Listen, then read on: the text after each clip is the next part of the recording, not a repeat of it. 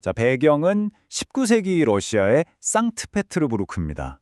정말 혹독한 추위, 그리고 그보다 더 혹독한 관료제가 지배하던 그런 도시였죠. 오늘 우리가 함께 들여다볼 이야기는요, 바로 이 도시 한 구석에서 벌어진 어쩌면 작아 보이지만 실은 너무나 거대한 한 남자의 비극입니다. 이야기를 시작하기 전에 제가 여러분께 질문 하나를 던져볼게요. 한 사람의 인생, 그 가치는 과연 얼마일까요? 오늘 들려드릴 이야기가 바로 이 질문에 대한 뭐랄까, 좀 씁쓸하면서도 아주 기이한 대답이 될 겁니다. 자, 오늘의 주인공 아카키 아카키에비치를 소개합니다. 그가 살던 세상은요, 정말 철저한 계급 사회였어요. 사람의 가치를 신분이 결정하고 그 신분은 또 뭘로 증명되느냐? 바로 낡아빠진 외투 같은 겉모습으로 판단되는 그런 곳이었죠. 그러니까 말 다 했죠. 그의 외투가 곧 그의 존재 가치 그 자체였다는 겁니다. 그럼 그의 삶을 한번 본격적으로 들여다볼까요? 아카키는 만년 구둔관이었어요. 이게 뭐냐면 정말 말단 공무원, 최하급 공무원이라는 뜻이죠. 이 거대한 관료제 사회에서 그는 그냥 이름도 없는 작은 부품 같은 존재였던 거예요. 그의 인생은 정말 딱 하나, 서로를 베껴 쓰는 일, 그걸로 꽉 채워져 있었습니다. 근데 여기서 좀 흥미로운 점이 있어요. 아카키는요, 자기 처지가 비참하다고 생각하지 않았다라는 거예요. 키도 작고 외모도 볼품없었지만 그런 그저 묵묵히 서류에 글자를 한자 한자 옮겨 적는 그 단순한 행위 자체를 정말 진심으로 사랑했습니다. 왜냐고요? 그게 바로 그의 세상, 그 전부였으니까요. 하지만 안타깝게도 그의 세상이 그렇게 평화롭지만은 않았습니다. 젊은 동료들이 정말 온갖 유치한 방법으로 그를 괴롭혔거든요. 머리 위에 종이 조각을 뿌리면서 눈 온다고 놀리고 복도에서 툭 밀치고 심지어는 아무 상관도 없는 늙은 하숙집 주인까지 조롱거리로 삼았어요. 근데 정말 가장 잔인한 게 뭔지 아세요? 이 모든 비인간적인 행동이 그들에게는 그냥 사소한 장난이었다는 겁니다. 늘 묵묵히 참던 그였지만 가끔은 정말 견딜 수가 없었던 것 같아요. 아주 드물게 정말 모기 소리만한 목소리로 이렇게 애원하곤 했답니다. 나를 좀 가만둬 주시오. 왜 이렇게 못살게 구는 거요? 이 애처로운 한마디에 그를 짓누르던 그 깊은 슬픔이 다 담겨 있는 것 같죠? 자, 바로 여기서 이야기가 큰 전환점을 맞이하게 됩니다. 상트페테르부르크의 그 살을 애는 듯한 북풍 있잖아요. 그 바람이 그의 낡아빠진 외투를 더 이상 버틸 수 없게 만들어버린 거죠. 세상을 막아주던 그의 유일한 방패가 뚫려버리면서 그의 삶에도 거대한 균열이 생기기 시작한 겁니다.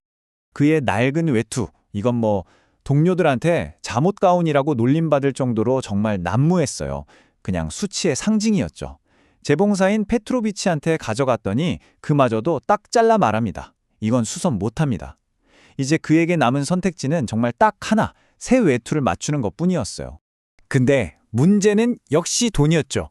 새 외투 가격이 무려 80루블이었거든요.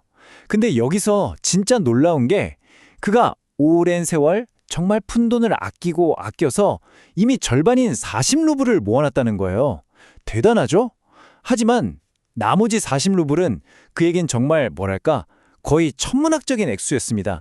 자, 여기서부터 아카키의 정말 경이로운, 어떻게 보면 눈물겨운 희생이 시작됩니다. 그는 마치 수두승처럼 자기 삶의 모든 걸 끊어냈어요. 저녁에 마시던 차, 밤에 켜놓은 촛불, 심지어 구두창을 아끼려고 살금살금 발끝으로 걸어다녔다니까요. 정말 굶주림을 견디면서 오직 그 미래의 외투, 그 달콤한 희망 하나만 붙잡고 버틴 겁니다. 그리고 마침내 그날이 왔습니다. 정말 생각지도 못한 게 특별 상여금이 엄청나게 많이 나온 거예요. 그의 꿈이 드디어 현실이 된 거죠. 자, 그토록 원하던 외투가 그의 손에 들어오는 바로 그 순간, 그의 인생에서 가장 빛나는 단 하루가 시작됩니다. 재봉사 페트로비치가 딱 새 외투를 가져왔을 때 아카키는 정말 태어나서 처음으로 완전해졌다는 충만함을 느꼈다고 해요. 어깨에 걸쳐지는 그 묵직하고 따뜻한 감촉. 그는 더 이상 그 초라한 필사원 아카키가 아니었습니다. 이 외투가 그를 완전히 새로운 사람으로 만들어준 거죠. 사무실의 반응은요, 정말이지 폭발적이었습니다. 늘 그를 투명인간 취급하던 동료들이 전부 다 달려와서 외투를 만져보고 칭찬하고 축하해주고 난리가 난 거죠. 정말 외투 하나가 그의 사회적 지위, 아니 그의 존재 자체를 통째로 바꿔놓은 그런 순간이었습니다. 이소동은 여기서 그치지 않았어요. 한 부과장이 이건 축하해야 한다면서 그의 이름으로 파티를 열겠다고 나선 겁니다. 이게 절정이었죠. 아카키는 정말 평생 한 번도 겪어보지 못한 그런 사교의 세계로 얼떨결에 떠밀려 들어가게 된 거예요. 파티가 끝나고 늦은 밤이 됐습니다. 그는 텅 빈, 눈 덮인 거리를 혼자 걸어서 집으로 향하고 있었어요. 샴페인 기운에 기분도 좋게 들뜬 채로요. 그는 생애 처음으로 정말 순수한 행복감, 내가 살아있구나 하는 그 감각에 휩싸였습니다. 바로 그 행복의 절정의 순간에 비극이 찾아오죠. 하지만 그 행복은 정말 너무나도 잔인하게 박살나고 맙니다. 어두운 광장에서 갑자기 나타난 두 남자가 그의 앞을 딱 막아선 거죠. 그리고 외칩니다. 어이! 그 외투는 내 것이다! 이 한마디와 함께 그의 꿈, 그의 희망, 그의 모든 것을 그냥 빼앗아가 버렸습니다. 여러분, 외투를 잃었다는 건 그냥 물건 하나를 잃어버린 게 아니었어요. 그건 곧 그의 존재 자체가 숭두리째 사라져버린 것과 같았죠. 그는 정말 깊은 절망 속에서 어떻게든 도움을 청해보지만 살아있을 때 그를 무시했던 그 거대한 관료제는 그의 마지막 남은 희망마저도 무참히 짓밟아버립니다. 경찰서장이란 사람은 그의 말을 들어주기는커녕 아니 왜 그렇게 늦은 시간에 돌아다녔냐 하면서 오히려 그를 다그치기 바빴어요. 시스템이라는 게 피해자를 보호해줘야 하는데 오히려 그를 의심하고 귀찮아했던 거죠. 정말 기가 막히죠. 정말 마지막 지푸라기라도 잡는 심정으로 그는 동료가 추천해준 고위 관료라는 사람을 찾아갑니다. 근데 이 사람이 어떤 인물이었냐면 최근에 막 승진해서 자기 권력을 과시하는데 아주 혈안이 된 그런 사람이었어요. 그의 소통 방식은 딱 하나, 엄격한 뿐이었습니다. 결과는 상상 이상으로 처참했습니다. 이 고위 관료는 아카키의 딱한 사연을 듣기는커녕 무슨 정식 절차를 안 밟았다는 이유로 정말 천둥 같은 호통을 쳤어요. 자네는 지금 누구에게 말하고 있는지 아는가? 네 앞에 누가 서 있는지 알고나 있느냐? 이 모욕적인 고함, 이 시스템의 꼭대기에서 내리꼽는 이 폭력은 아카키의 마지막 남은 정신력마저 산산조각 내버렸습니다. 그의 마지막은 너무나도 빨랐습니다.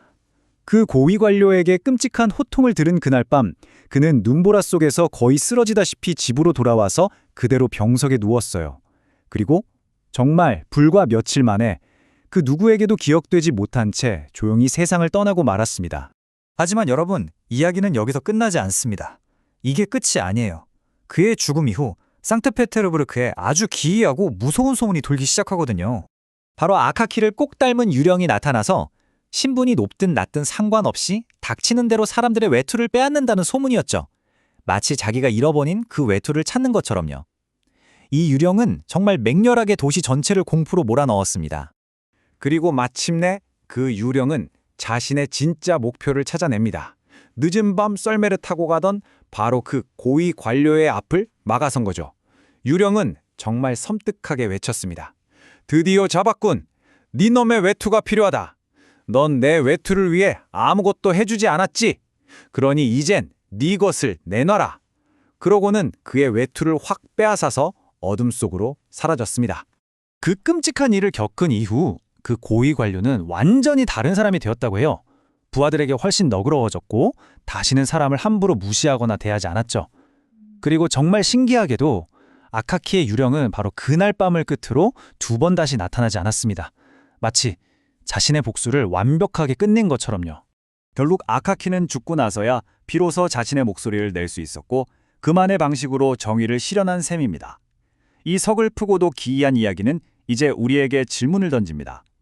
지금 여러분의 삶에서 이것만 있으면 내 가치가 증명될 거야 라고 믿는 여러분만의 외투는 과연 무엇인가요?